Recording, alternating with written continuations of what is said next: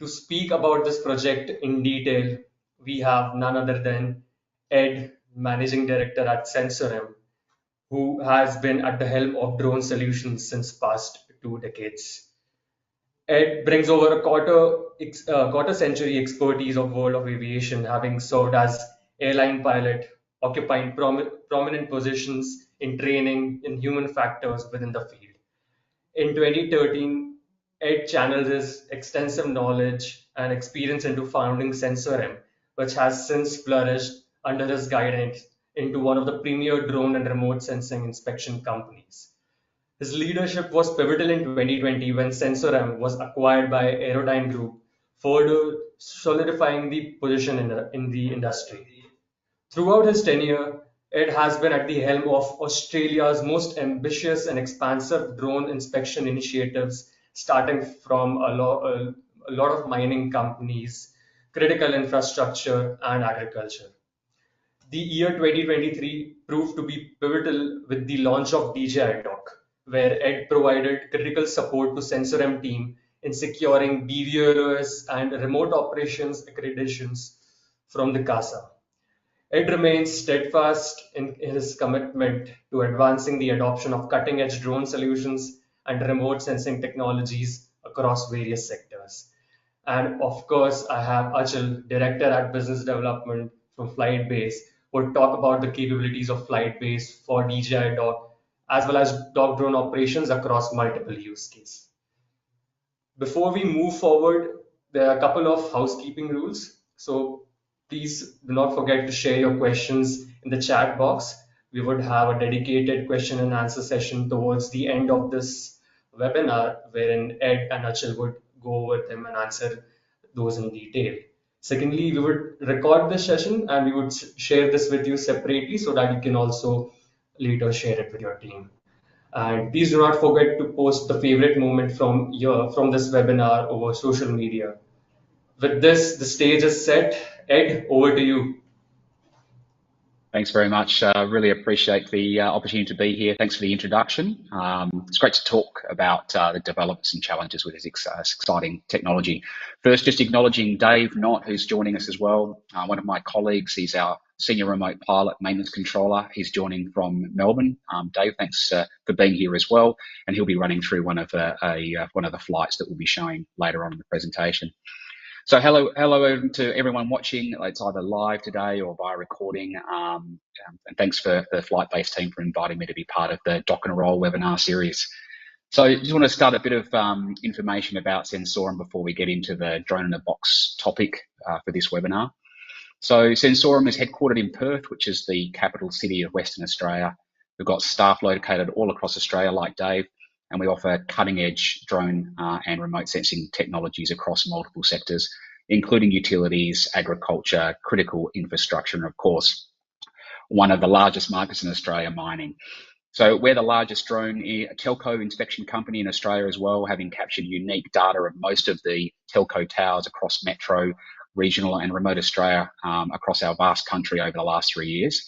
And our cloud-based software, Dronos Telco, is also used by Australia's largest telco provider for asset management and digital twin visualization.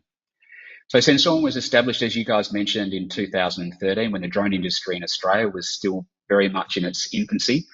Since that time, we've spearheaded some of the most substantial and complex drone projects in Australia. In addition to the DJI Dock 1 and now the Dock 2 drone in a box systems, we also have some pretty unique other drone technologies such as the Flyability Helios 3, the Valero T NDT drone, and the Wintro VTOL. Again, as you mentioned, in 2020, we joined the Aerodyne Group as a subsidiary, and we now enjoy the benefits of being part of this global group. What really sets us apart, though, in Australia is the amount of flight missions that we've completed each year, and more so the special approvals that we've obtained from the regulator CASA, the Civil Aviation Safety Authority. So in the last 3 years alone, we've completed over 40,000 flights and have been approved for BVLOS operations and remote operations via our Remote Operations Centre. We've also obtained and maintained our bars for RPAS accreditation, adding BVLOS. So in our team, we've got an expert group of remote pilots, engineers, surveyors, data analysts, project managers, and we all love a challenge. I think that goes for most people who are involved in the drone industry, because there are plenty of challenges to be had. So from complex bridge inspections to large-scale multi-year telco inspection projects, our mission is always to bring the latest drone and remote sensing technologies paired with unique AI-driven software to all industries, very similar to the software that we're using FlytBase for our flight management for the drone in a box. After many years of seeing unique and useful tech come available, though, I think it really is the drone in a box technology that's sparked our interest, and certainly I think will be a focus over the coming years. So the hard work on this particular project that we'll be talking about was recognised in the industry advocacy group, by the industry advocacy group, as you mentioned, the award from the Australian Association for Uncrewed System, with Sensorem being announced as the winner in March as the industry champion for innovation operations.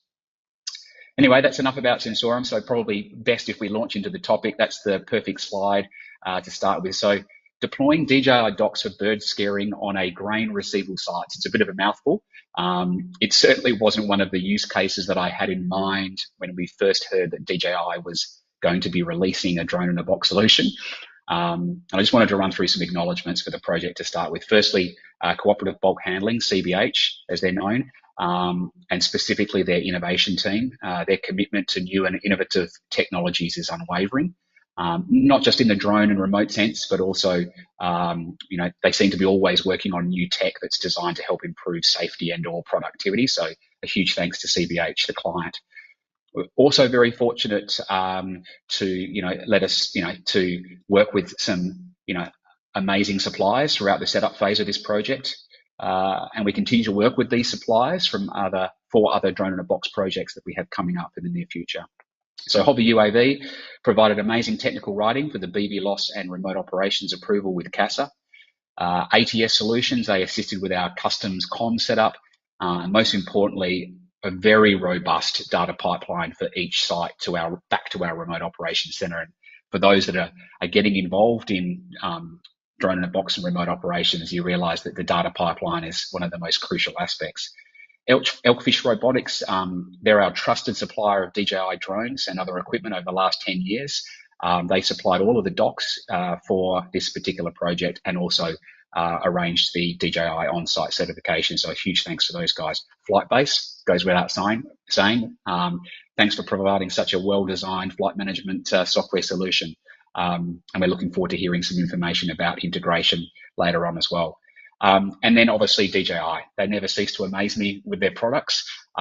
We've got a fleet of approximately 40 or so DJI enterprise drones in our fleet. We've been very pleased with how little maintenance has been required from our initial Dock 1 units, and we're expecting the same from the Dock 2 units. We can jump to the next slide and just provide a little bit of background for this particular project. So what you're seeing here is a grain stockpile from above, taken from the drone, with a tarpaulin covering over a bit of that stockpile. So we were approached by the DJI Enterprise team early last year, early 2023, with an opportunity to trial their yet-to-be-released drone in a box technology, the DJI Dock 1. We didn't know what it was called at that point. As you can imagine, as a long-running drone company, always loving new technologies, there was no way we were going to pass on that offer.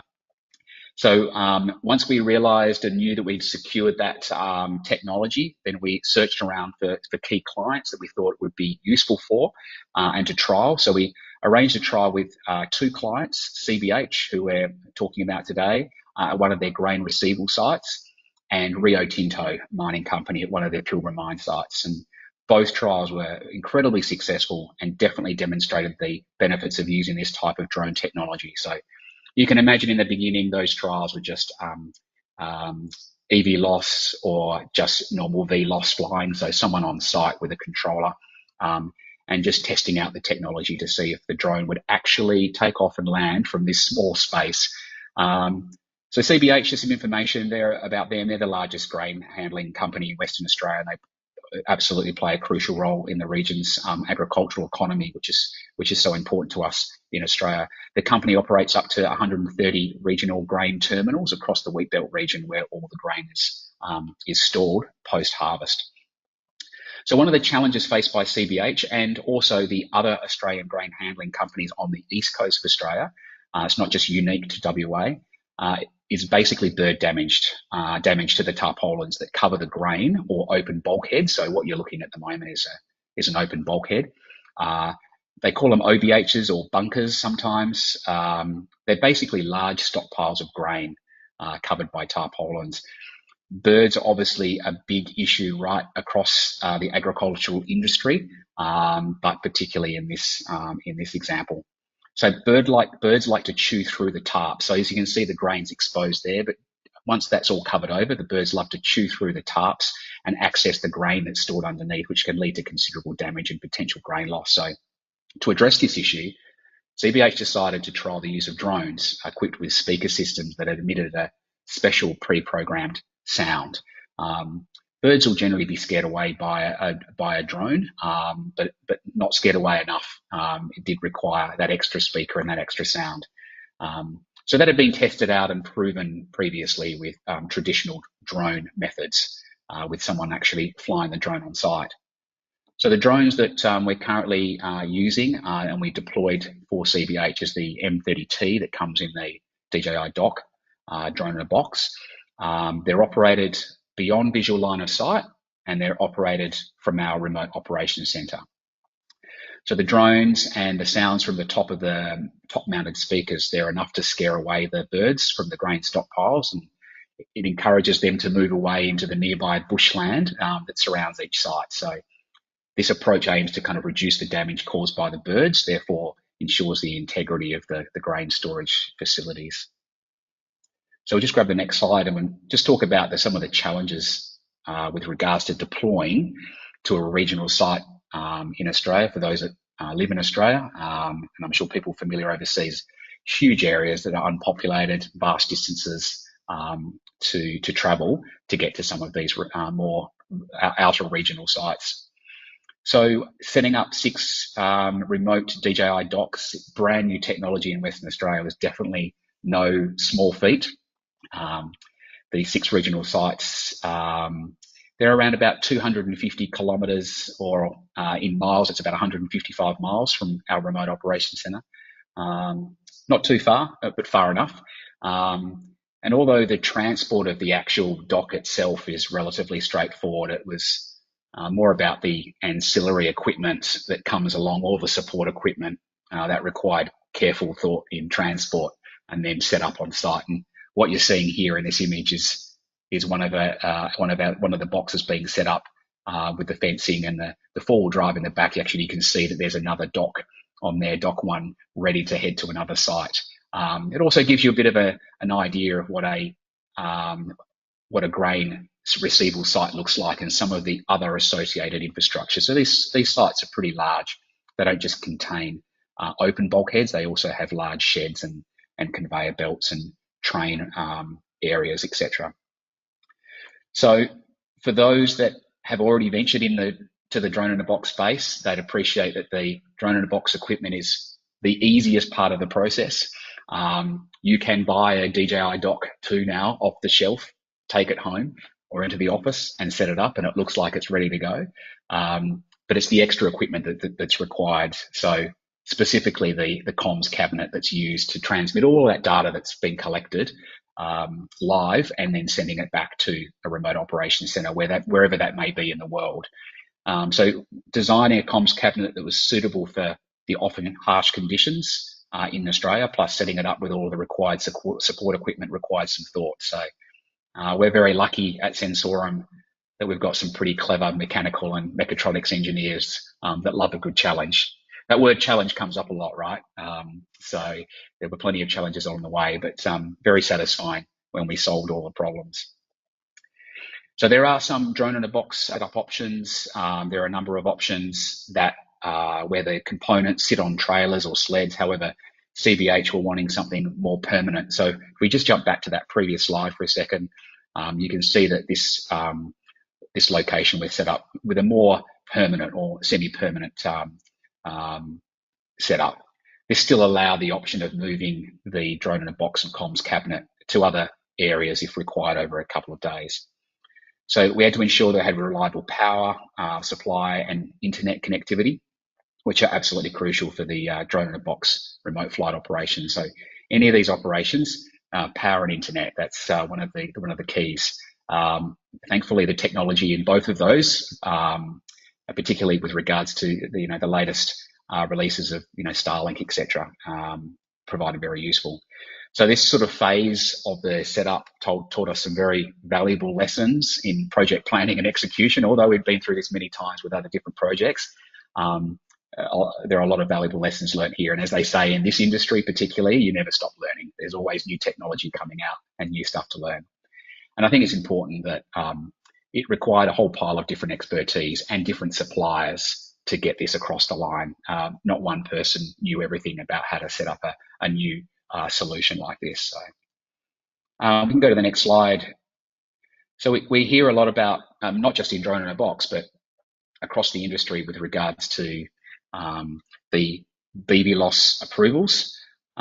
Before anything, we needed to secure these approvals. It was probably one of the most critical and time-consuming aspects of our planning process, and I think that that's probably industry-wide. As I mentioned, you can buy the technology off the shelf and put it together, but you are not in control of how long the regulator takes to provide you with the approval paperwork.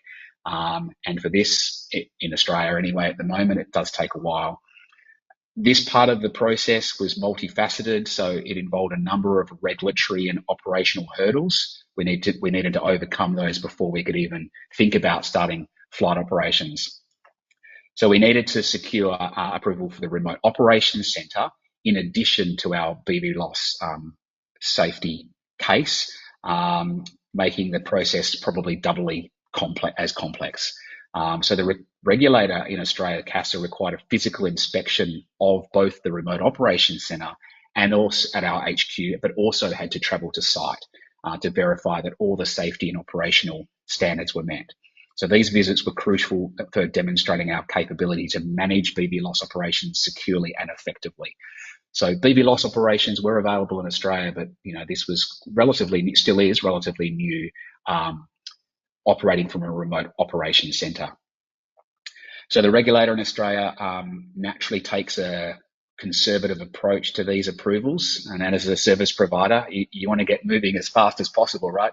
You've got the experience, you've got the expertise, you just want to get going. There's the tech, it's on the shelf, I want to go out and deploy it. The positive side of this time spent to get the approvals is that it did give us an opportunity to really work through every aspect of the project in probably more detail than we would normally, while we waited for the approval to be issued. And I think that was really valuable to the success and instrumental to the success of the project overall.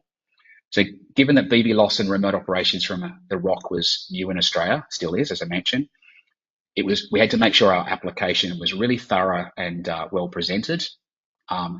We were experts in a whole range of drone and remote sensing areas, but again, we don't know everything, and we had to go to our suppliers and ask for their advice.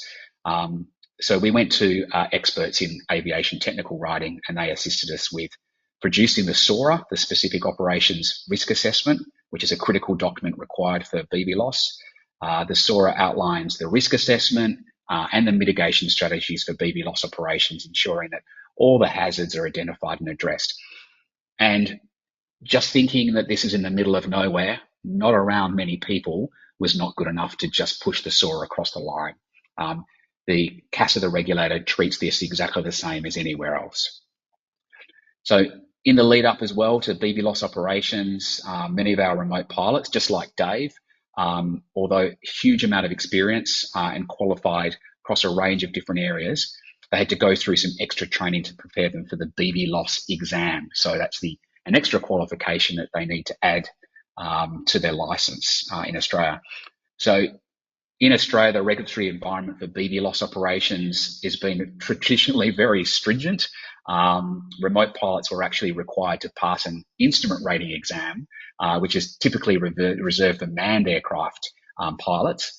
But more recently, thankfully, and recognising the need of drone operations, CASA recently introduced an alternative pathway, which is called the BVLOS exam. Still pretty difficult, and I think the pass mark is still around 80%. So it's still a challenging exam, but This new qualification basically simplifies that certification process for remote pilots and just makes it far more accessible while still maintaining those high safety standards that you would expect for these type of operations. So ultimately, the BVLOS approvals, we got it. Significant milestone for Sensorem and our team. Plus combined with setting up this remote operations center, which we'll see a photo of that in a second, plus multiple drone in a box units. We were pretty pleased with what we'd achieved. Yeah, so it was a real milestone. So let's go to the next slide, and it's talking about, so this is now into the project. This just gives you an aerial view, and we're going to see a flight that Dave conducted and Dave recorded using the FlytBase software. So this is one of the grain sites called Deterrence. So the daily flights, 7 days a week from 8 a.m. to 8 p.m., mostly using pre-programmed missions prepared in FlytBase. Unfortunately, the birds are not predictable, particularly when you're trying to move them away from a really nice, reliable, easy, accessible food source, which we've been a nuisance and covered over. So our remote pilots took advantage of the manual control options available in FlytBase, together with special methodologies that they developed to basically push the birds and make sure they remained away from the stockpiles throughout the normal feeding time. So the birds aren't coming to these grain stockpiles the whole time. They're coming in the morning during feeding time and coming in the evening time as well. So during the middle of the day, it's probably too hot and they're sitting in the trees. So the manual control, though, it's really important to manage flight paths as well around people on site. It was important that this new technology didn't interrupt the normal site activities. So during peak times, these sites have arriving trains, they've got conveyor belts operating, trucks arriving, front-end loaders, maintenance crews, etc. So these are really busy industrial sites. So it was important that we could take manual control and then maneuver around people to make sure that we're remaining compliant. So for someone like Dave that's traditionally operated on sticks with a controller, this is a kind of a really unique way. So the interface, which we had with FlytBase, had to be really user-friendly to enable that to react really quickly to remain compliant.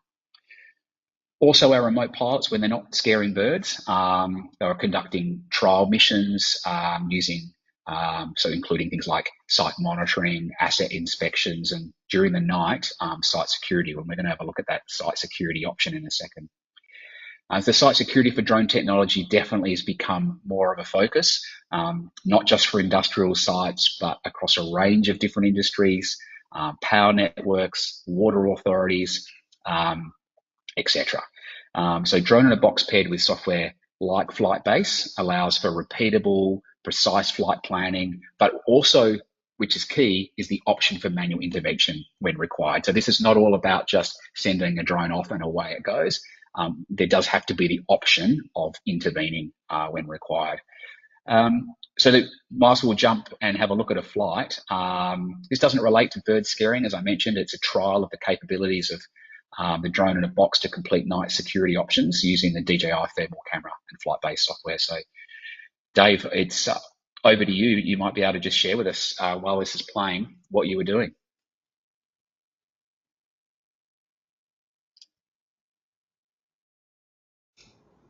Sorry, Dave, we can't hear you. Dave.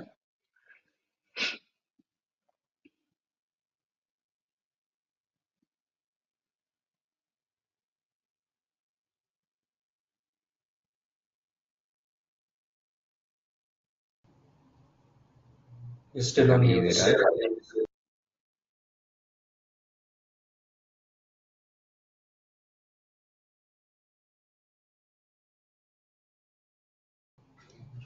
Still not.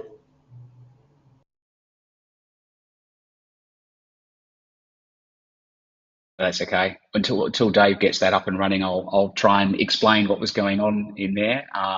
Dave can give me a thumbs up or a thumbs down if I'm saying the right thing or not. I'm not a remote pilot, but obviously got a strong interest. So essentially, what we've got here is Dave set up a night flight at Deterrence, the site that we saw in that image before, and you can see I think the time down there says about almost 6:30. So the sun's setting. You can see the camera that's sitting on top of the drone in a box, the Dock 1. You can see the sun just sitting there.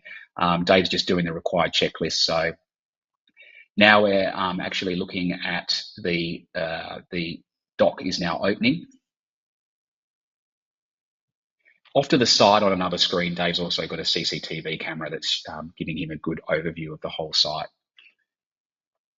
The thing that impressed me about the software and the way it works is just how quickly you can go from putting a flight plan to launching the drone. We're talking in like a minute's time, and it's already sent that flight plan out, and away it goes. So in the software, and if you guys from FlytBase can jump in and add anything you want here, he's basically activating the payload option. He's got the thermal camera now up, which is from the M30T, and viewing the, that's the open bulkhead in the distance and the fence. I love the way that you still have the situational awareness of the map up on the top right-hand corner. So the site, this grain site was, had no people obviously at this time of night. So, and then I'm guessing it won't take long before we get airborne and see what we can see. Right. So let me fill that up. So what we were seeing is a cockpit view where we're getting the entire video feed from the thermal camera, and now you can see the drone taking off from the dock. So that's looking across now. This is getting a good view of the whole industrial area, and in the distance is farmland, so broadacre farmland. So Dave's now just putting an option of a different infrared palette up there. And what he's done now, I think, is he's taking over the automated flight path that had planned, and he's now taking manual control through the FlytBase software. And this is an interesting way if you've got a security issue on site, you've been alerted to that security issue and you need to go to a particular location, you might use this manual control to just go directly to that point to see what's available. So Dave's cruising across. You can see some of the open bulkheads are full of grain covered with tarps, and some of them are actually empty, but it's quite an expansive area that we've got to cover. Now it's just changing to a different palette, which probably gives a better view of what's going on. And I think it would be pretty obvious if there was a person or a vehicle maneuvering around this site. I think we do actually, there we go. Now we've got an RGB image there, so you can see that that's what you would be seeing if you're a traditional camera, and now crossing across to the thermal gives an amazing perspective of what's there. And like I said before, I don't think you'd miss a person or a vehicle cruising around site.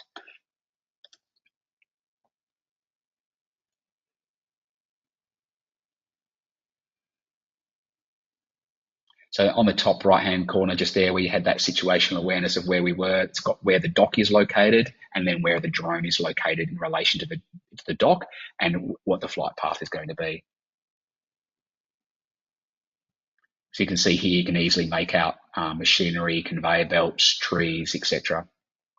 What I think is amazing for someone that's sitting outside the remote operations center looking in is just how that live view, how it's just instantaneous. It just comes straight in. The latency is so low. It's just remarkable to think that this drone is flying out on its own 250 kilometers away. So it just shows you how important that data stream is back and how that integrates into the software. So he's done a bit of a lap here of the site. I think this would be a fairly typical mission for site security. So just generally covering the area, make sure there's nothing untoward. Again, this is just a manual flight operation, but soon he'll come and return to home. Which I don't know why, but it's my favorite part of the whole process, the returning to land, the view that you get coming back into the dock. It's a remarkable part of the flight process.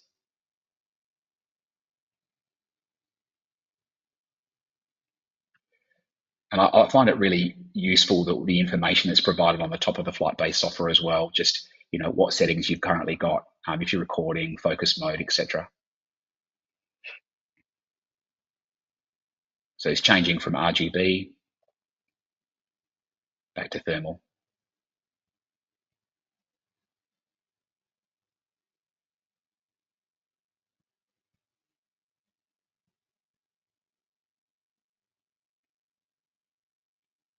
So traditionally, the drone pilots are used to being on site with a very small controller operating a drone, even if they're operating at night time. Now they've got this information on a huge screen if they choose. So the awareness of what they're seeing and the ability to detect things is definitely significantly easier. If that was a cold night out there on site, they'd be sitting in the air-conditioned comfort of the remote operations center doing these missions. Interestingly, you can, once this drone's landed, he can take the next drone up at another site that could be 100, 200, 1,000 kilometers away and conduct a very, very similar mission.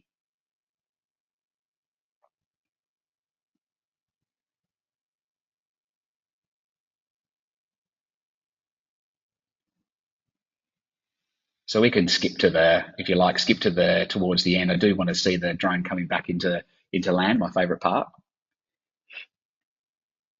So that just gives you back, yeah, so we're coming back now to, you can see that the view at the bottom is the camera that's set up on the actual dock, and the view from the top is from the payload. And then you've got this great situational awareness of the site.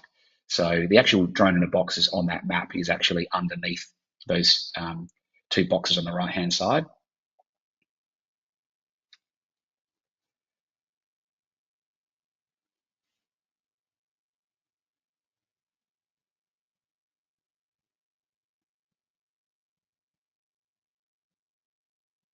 And over 2,500 flights that we did in the first 3 to 4 months of this project, it nailed it every time. If it was a bit windy, it was there was some excitement coming from the remote operations center, but it nailed it every single time. The box opened, the box closed, tucked it away, charged it up, and kept it safe and ready for the next mission. I think we'd all agree that 2 or 3 years ago that this would have been just a dream.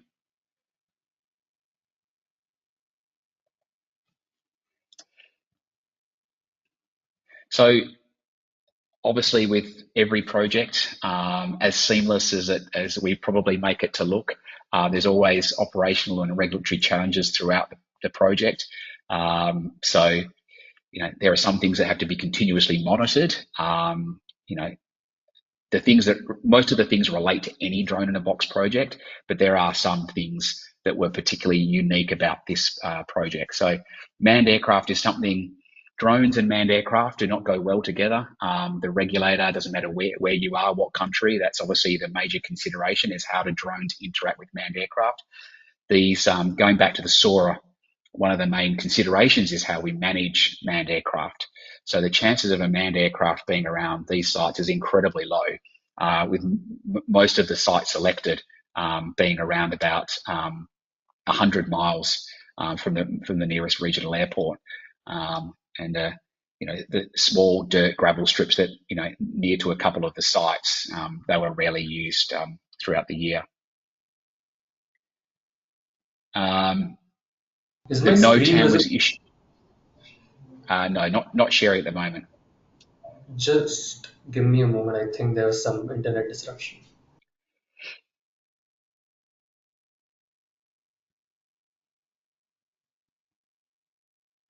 We're back. All right. Apologies for that. No problems. You're both back. So yeah, just obviously manned aircraft interaction is crucial. So as part of the regulatory process, a NOTAM was issued. It was required by CASA for the approval, and that actually ended up being incredibly valuable as luck would have it. The military actually started low-level training exercises right through some of our operational areas, and those aircraft were down as low as 250 feet. Above the ground, and our operations were at 240 feet. You couldn't believe your luck. So our remote pilots, though, in our ROC, they maintained VHF contact with the approaching low-level military aircraft. Those military aircraft were aware of the NOTAM, so they understood that there was an operation, and both made the appropriate calls.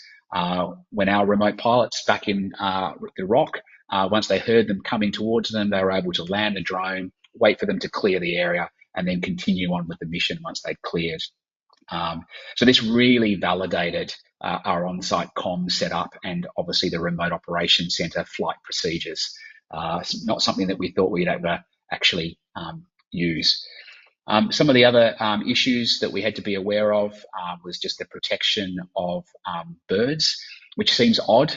Bird scaring, most of the birds on site, that was appropriate. However, in Western Australia particularly, we have this really unique and amazing protected bird that sometimes lives around these grain sites, called the black cockatoo.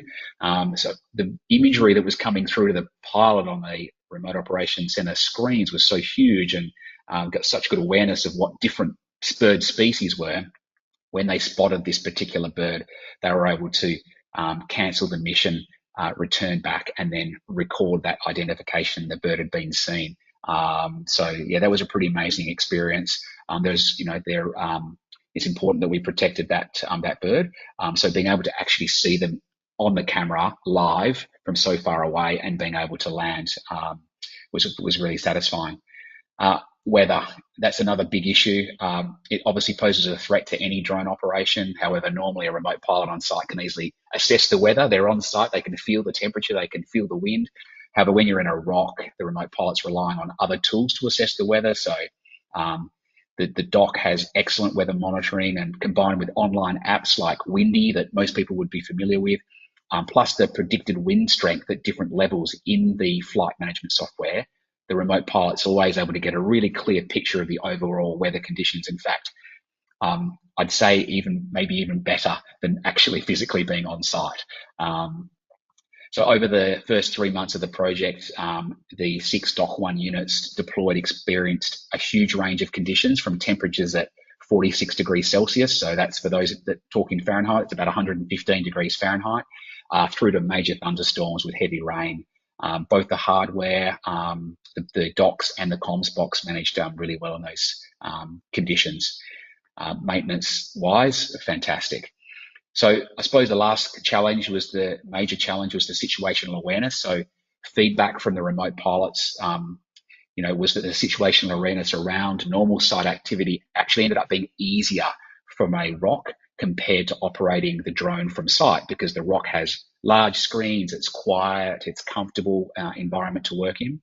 For takeoff and landing, they've got high resolution cameras that looked over the site in addition to the camera on the dock, the FPV camera on the drone. So these additional cameras enabled really good awareness of people and equipment coming around the fenced off areas, particularly during takeoff and landing. So we obviously had the normal signage and fencing required.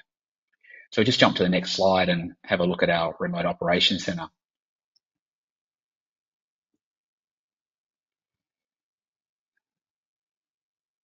Not moving at them. There we go. Thanks. So we designed our remote operations center to allow information to be easily accessible. There are plenty of ways that you can set up a remote operations center. As the more docks we deploy, the larger the center will become. But the information had to be really easily accessible and be also a comfortable environment, because typically remote pilots, drone pilots are standing out on site with a drone. There are periods where they're moving around, they're charging batteries, but that's not possible in a remote operations center. Now a remote pilot's sitting in one position for long periods of time. So the remote setup was set up, with numerous backup options regarding power, internet. We needed to also consider how we would manage flight operations, live operations, if we had to evacuate the remote operations center. How do you then land the drones if you need to get out because there's a fire or there's an evacuation of the building for another reason? So we had to incorporate that into our application process with CASA, and then we had to demonstrate that process during their on-site visit that I mentioned before. So we're currently operating our drone in a box units as one-to-one operation, so one pilot to one drone. However, with the increase in popularity of this technology, as you guys know at FlytBase, the popularity is increasing every day. But for it to remain cost effective to the clients, one-to-many operations need to be built in the future. So we're working on this process now, the one-to-many. This will be a really exciting development in the near future that we'll be announcing. So prior, during and post-flight, we need to have communications with people on site, mainly those that are just simply curious. You can imagine people love coming up to the fence and finding out what on earth just happened, where did that drone come from? So setting up comms between where the pilot's sitting. As you can see, our remote pilot sitting at the desk there, having comms between the remote operations center and then the people walking around on site was really crucial. So it was interesting to see people's reaction when the box started talking to them in the middle of nowhere, asking them to move away. That kept me amused on numerous occasions. So yeah, it was good fun. So just down to our last slide about this project. Probably the most important part for us is just the success of the project, and then obviously the scalability. So the project obviously was very successful. We achieved the outcomes that we set for ourselves, plus more. For this project, it continues, it expands, which is fantastic. We'll be focusing on trialing more regarding the other use cases, not just bird scaring. We've already completed 2,500 flights safely with high quality BVLOS operations, and that's just for this project alone. So it's demonstrated that right people, right attitude, right technology, including hardware and software. The drone in a box can be very useful across a vast range of different industries. Areas where drone technology was useful, however, not necessarily cost effective, we now see that this new tech is a game changer. Drone on mine sites, rail yards, port facilities, etc. So in addition to the one-to-many operations, it's important that the flight management software, in this case FlytBase, allows for other software integration. So we're really pleased to see what FlytBase is doing in this space, and we'll stand by after I finish talking to hear from you guys about what's coming up. So finally, the release of the Dock 2. You can see in this here, we're already testing out the Dock 2 on these sites. So Dock 1 and Dock 2, I've got a soft spot for the Dock 1. It's done so well, but I'm excited for the Dock 2. The smaller footprint will enable deployment on sites where clients had previously expressed a bit of concerns with the size of the Dock 1. But the Dock 1 has proven that drone in a box is definitely here to stay, and it'll probably be the biggest and most positive change in the drone industry for some time. Thanks very much for letting me run through this project. Awesome, great. Great to learn about the success of the project. It was very insightful and very informative, and I already see a lot of questions popping up. People found it very interesting and very novel as to how docking stations are being used for a use case this novel. So towards the end of the session, we'll take all of those questions. Now, Achal, over to you to present FlightBase and help us understand what we bring to the table. Sure.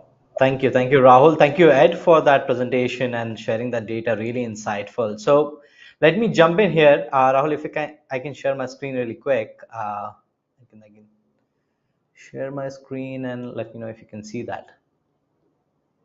Yes, it's visible.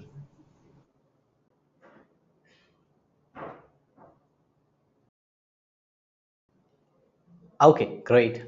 So let's dive deep into FlightBase, and the whole idea here is how do you make your DJI Dock enterprise ready? As you're deploying these kind of operations for various use cases, and today we'll be covering agriculture, let's get a background of what are the core components that are required for these operations to happen at scale with all the integrations and the use case we need to cater to. So when we are looking at deploying docking station, it's not just drones and docks. There are so many different components as Ed shared, right? What about BVLOS, payloads, it could be loudspeakers, parachute. If you're doing security kind of deployments, you want to integrate alarms. You want to have situational awareness on the site where there could be people passing by and need to talk to them. There are data processing software, flight management software, and so on. All of these components need to come together for autonomous drone operation, which was not the case before when we were doing just manual operations, because we always had somebody flying the drone on the field. But since we have moved to a remote operation and autonomous operations, there are so many components that need to come together to build an enterprise grade solution.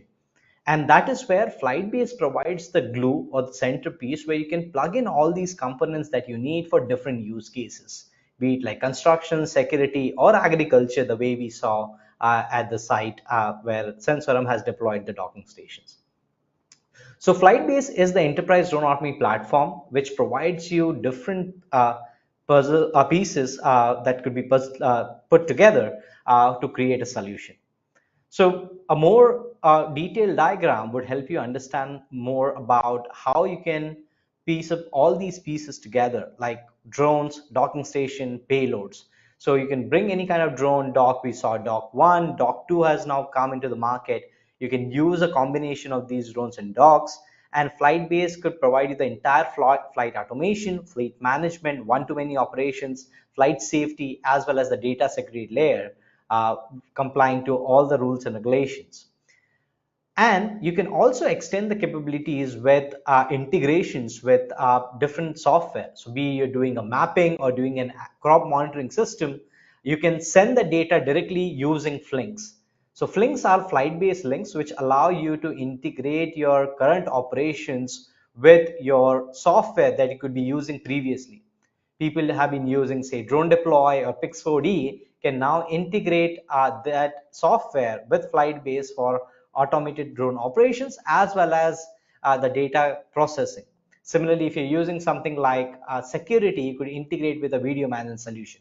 So we'll see a few examples down the line as we explore the agriculture use case.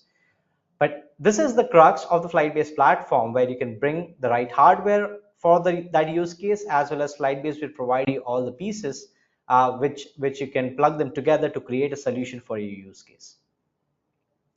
So looking at three value proposition that bring on the table, the number one is enterprise integration. So we're going to talk about that. Second is flight safety, and third is data security.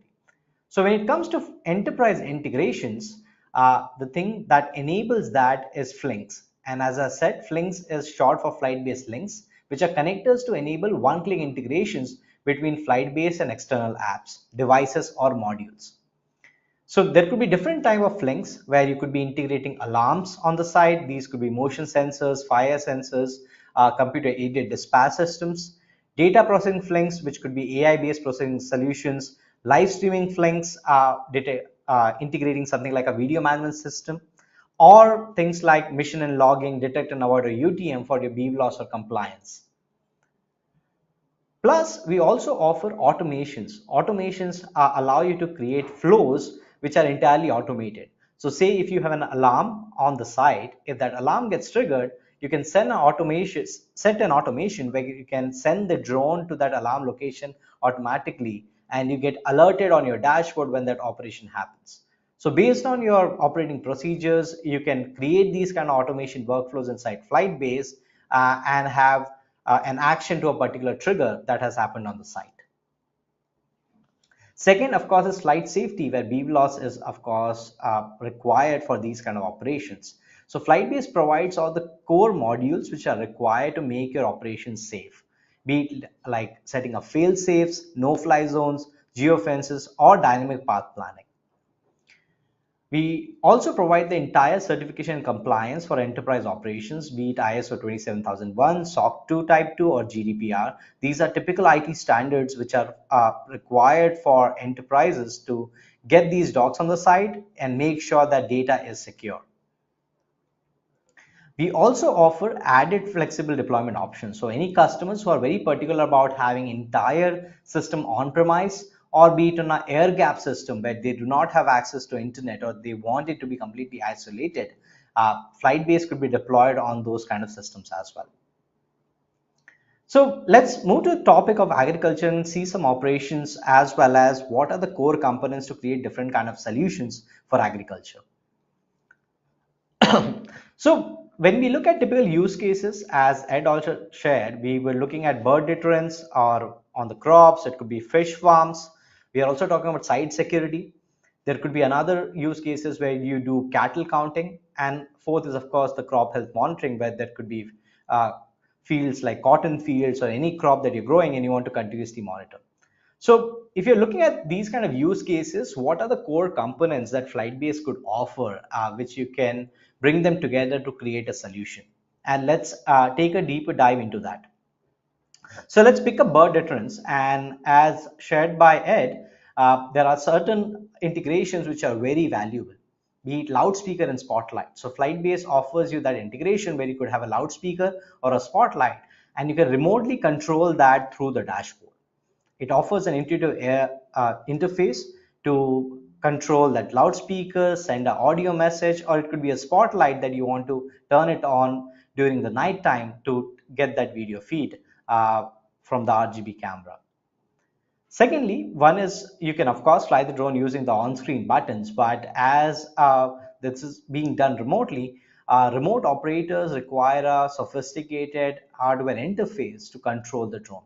And that is where we have integrations with joystick like Thrustmaster 16000M, which is a very professional joystick which could be used to control the drone. So you can precisely move the drone, the camera, the gimbal to look around as you're doing these kind of operations. You can of course integrate your joystick like Xbox controller, PS5 if you are looking to fly drones with that. So FlytBase offers agnosticity with this as well, where you can plug in any USB joystick and then you can configure it through the dashboard to fly the drone. You can also do mission scheduling where you can create the entire calendar where drones can fly on scheduled missions. And you can also set fail safes in case of weather conditions, or you have data from a detect and avoid sensors. These scheduled mission can automatically be cancelled or can give you the warning. So with the flight safety as well as scheduler, you can plan these missions safely and schedule them for your operations. Then you can also have waypoint trigger actions where you can set a particular action on a waypoint, and it could be like triggering certain sounds on particular waypoints. And we provide an intuitive dashboard where you can configure actions for every waypoint where you're doing these kind of operations. Second, let's look at site security and explore some of the features and FlytBase and integrations which can help you with the site security. So the number one is alarm flings, and this is very popular where when you are deploying these kind of docking stations, customers would like to integrate their sensors on the site so that you can send the drone based on the alarms or the triggers which are coming from those sites. As well as you can do the entire alarm automation as we discussed, where whenever that alarm comes in, you can either set a manual response where you'll get the notification and the remote operator can send it. Plus, you can have an automated response where drone would automatically respond to that alarm and you get all the alerts in your command center. You can also integrate live streaming links, so you can send an RTSP or RTMP video link to a third-party video management solution. Now, this is where you could have a command center as well as there could be a security system set on a customer side where they want to also see the live video feed along with their CCTV cameras there.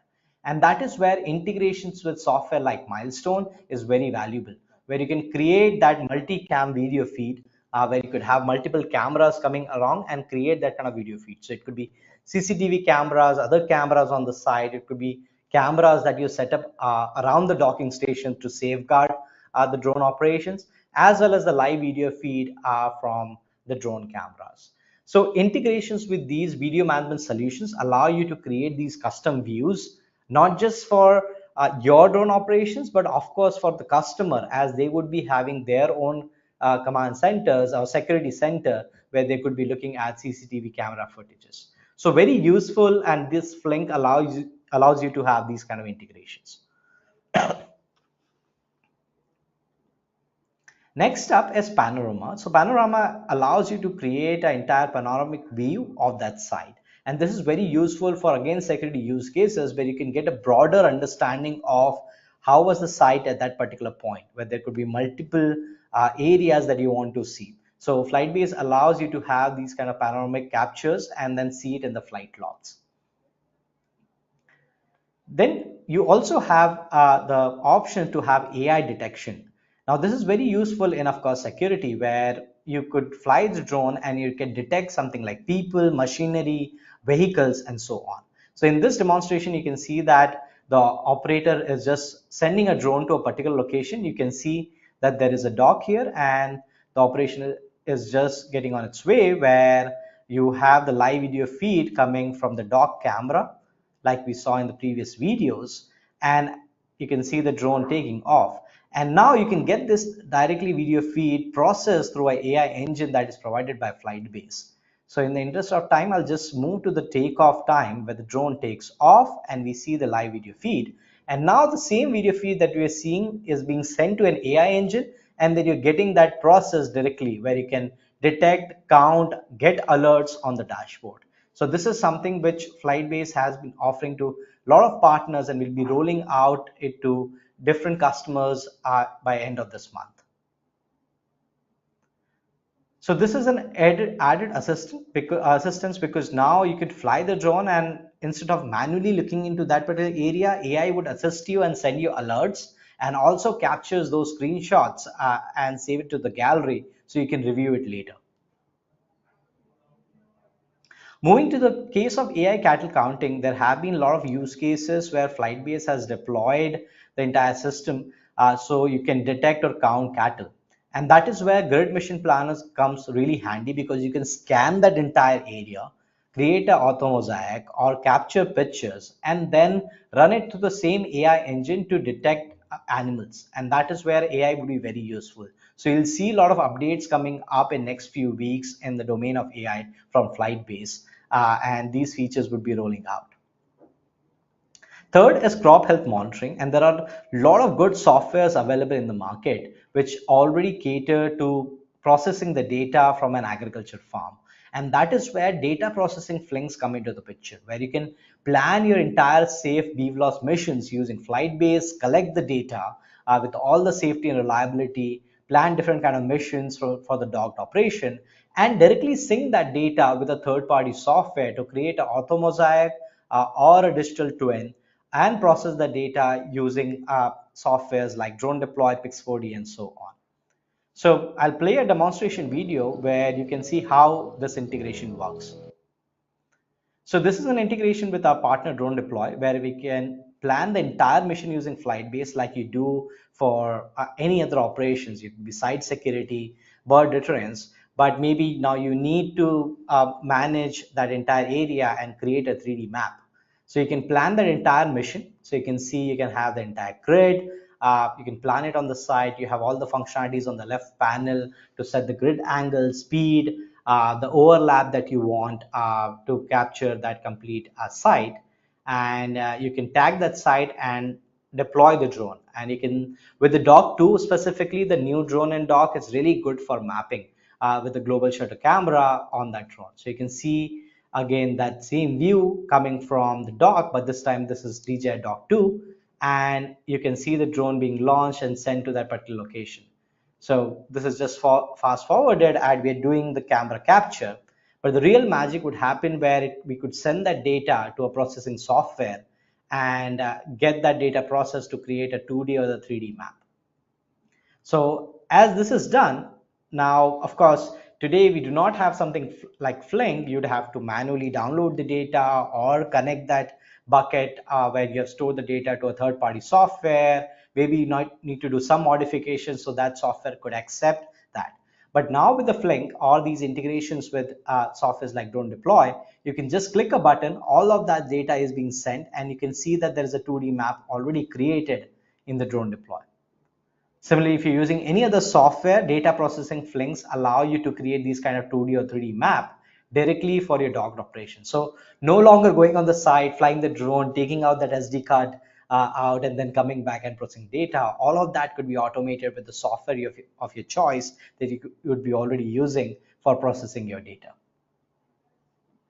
And all of this you can get started for free with FlytBase 0. So you can get started today. You can just go to flytbase.com/pricing, contact FlytBase or Sensorem if you're looking to get your dock operations ready with FlytBase. So that's it from my side. There's just last piece that I want to share before I close is FlytBase Academy. So in case you're looking to learn a lot like this, we have all these courses available online. Just go to academy.flytbase.com, and there are several courses available here to learn about FlytBase, dock operations, as well as previous sessions like these.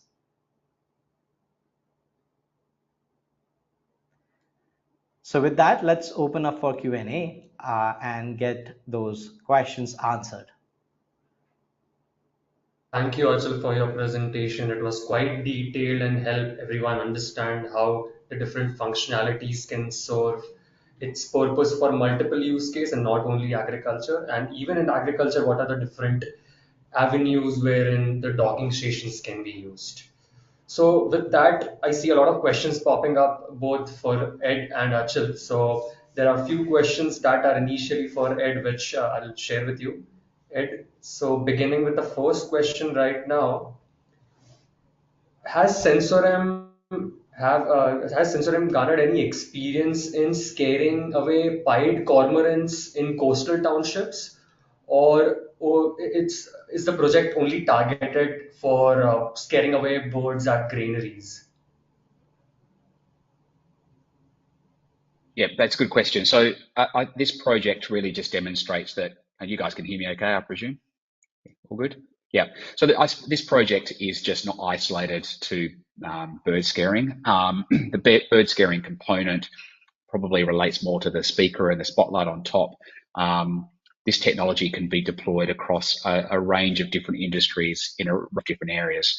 The only difference in the complexities is if you're deploying this sort of technology in Australia and New Zealand, for example, in built-up areas, it's going to have its challenges with regards to beyond visual line of sight operations, as you would expect from any other drone operation. So you could take the setup that we've used out on these grain receival sites and put that on a mining site. You could put that on a coastal town. You could put that on a rail yard, and it would operate exactly the same way that we've seen out on those grain terminals. So it's just easily transportable or replaceable to a different industry or sector.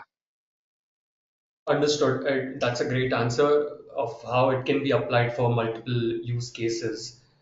A follow-up question to that was, are certain species of birds not scared by drone, or do you need to fly very close to them, or do you need to perform certain tactics to scare them away, as per your Yeah, experience?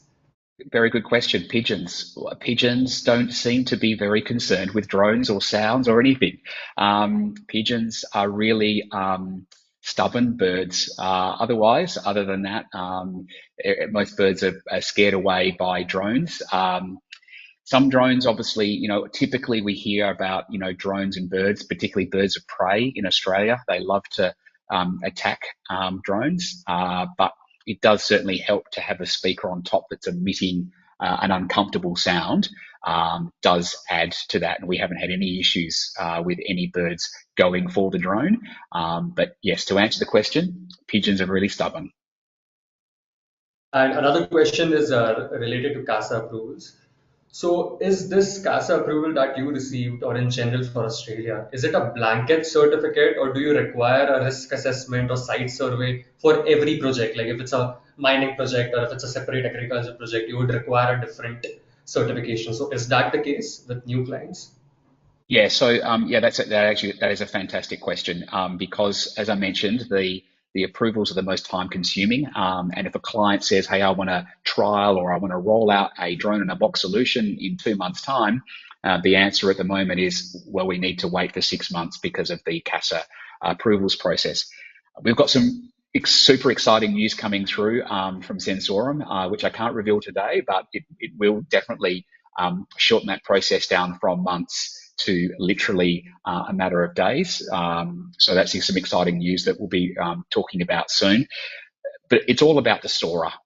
Doesn't matter what happens, you still need to put that SORA in and do that safety case just to make sure that you're aware of manned aircraft activities and also ground risk. So obviously some of these things operating in remote areas, a mine site, particularly where it's quite controlled, makes life easier. But at the moment, the approvals process with the regulator is quite slow. It's not complex, it's just time consuming.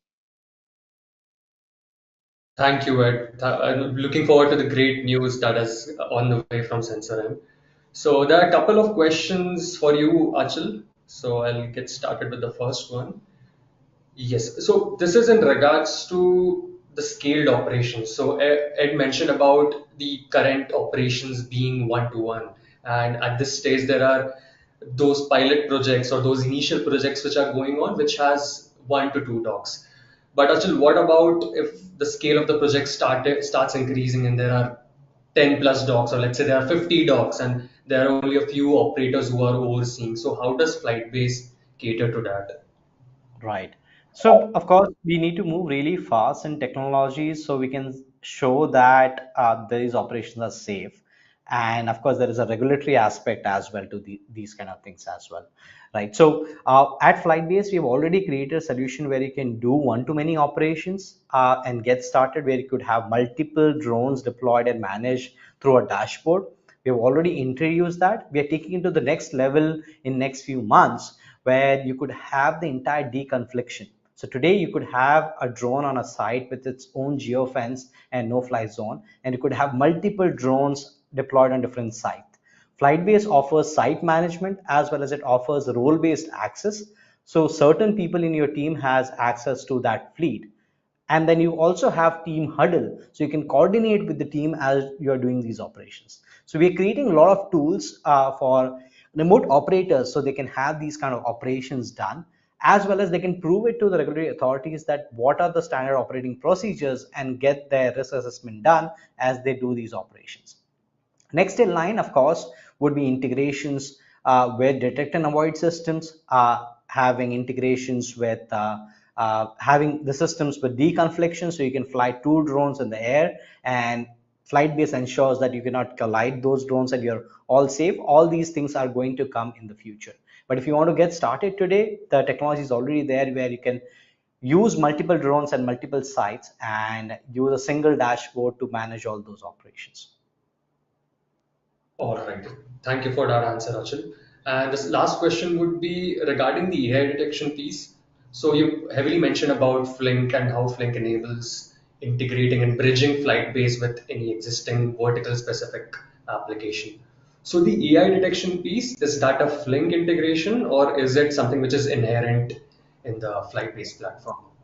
Right. So AI integration would come inherent, where there are so many AI softwares available, but these systems are not designed for drone operations or moving cameras.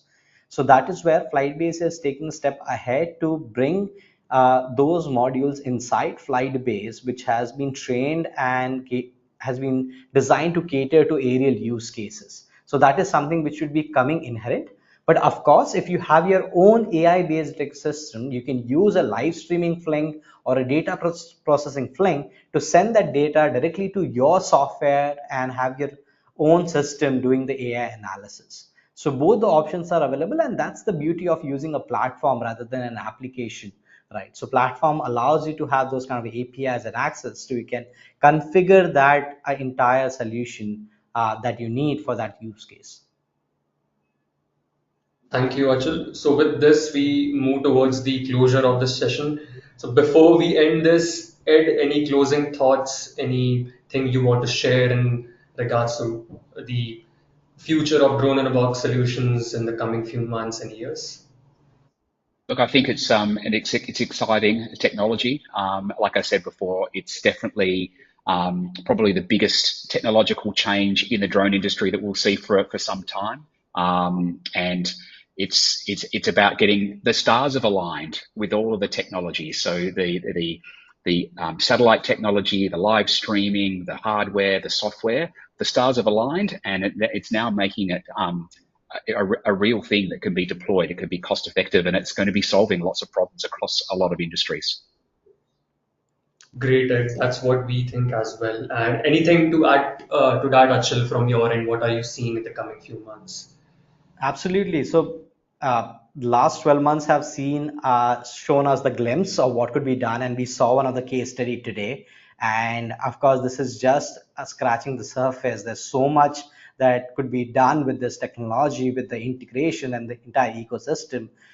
Everything could go 10x easily, where the kind of data processing we used to do with the drones, now since we have a hardware sitting on the site, you can use it for multiple use cases as well as collect the data on demand.